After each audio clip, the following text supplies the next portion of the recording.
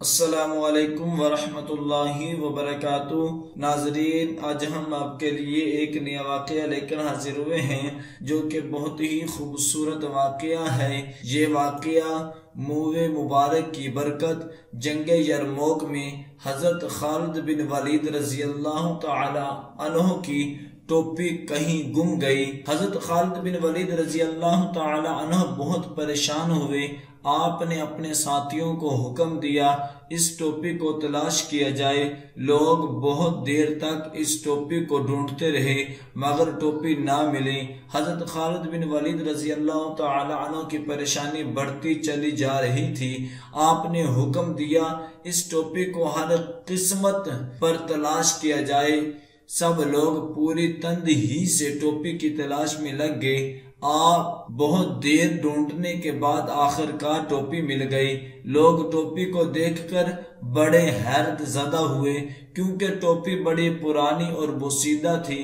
وہ بڑی حیرت سے ٹوپی لے کر حضرت خالد بن ولید رضی اللہ تعالیٰ عنہ کی خدمت اقدس میں حاضر ہوئے اور عرض کی، یا حضرت، اتنی پرانی اور خستہ حال ٹوپی کے لیے اس قدر پریشان ہونے کی کیا ضرورت تھی؟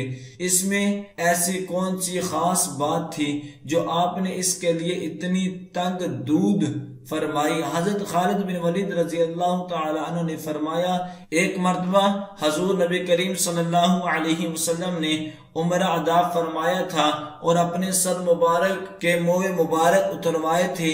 لوگوں نے موئے مبارک لینے میں جلدی کی اور میں نے پیشانی مبارک کے موئے تشریف لینے میں سبقت کی۔